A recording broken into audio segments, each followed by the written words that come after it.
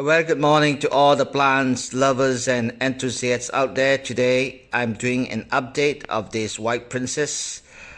5 weeks ago I physically intervened and removed or unstuck this leaf from its catapult chamber. It was stuck for almost 2 weeks.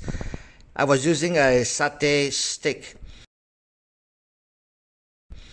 and pass it through a little gap and try to flick it out of its chamber using physical force. This is one of the bruise from the satay stick, and this is a small tear from the intervention. Otherwise the leaf is alright, but despite being stuck for 2 weeks or more, the leaf came out alright, but it was underdeveloped.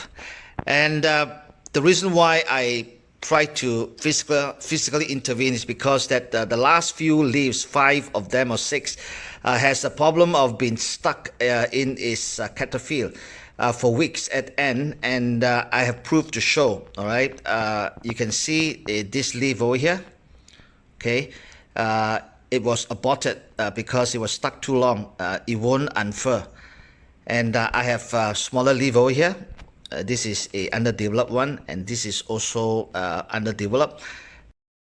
Right now we are looking at the post-intervention results. This is the new leaf, the leaf just after the intervention of this old bruised torn leaf. This is quite a good specimen.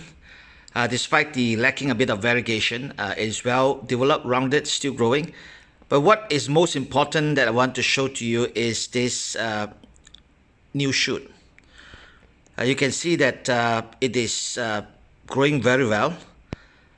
It is out of the catapult. It is developed on time. It was not restricted in the catapult. The catapult is to protect and to allow it to develop. But instead of protecting and developing this new shoot, it is actually restricting it and cause it to underperform, underdevelop.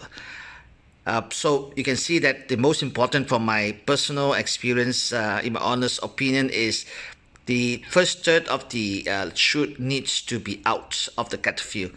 If it's stuck, it means that it's going to be a bit of a problem. So this is well done. It's within a day or two, it's going to be out of the catapult, and it is going to unfurl as a new leaf. And I'm awaiting the beauty of this white princess's leaf.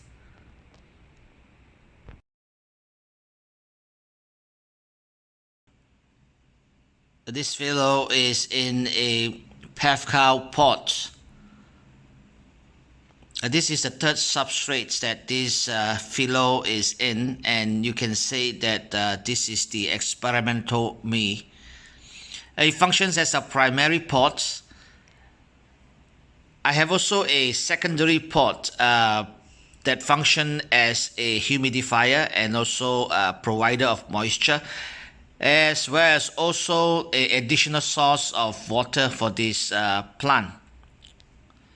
Let me just move inside and closer to the stem. You can see that when it is younger, the nodes or the internodal distance is much shorter. It is very difficult to propagate or to cut to propagate. But as it grows larger, you can see that they put distance in between the nodes. That would be good for propagation.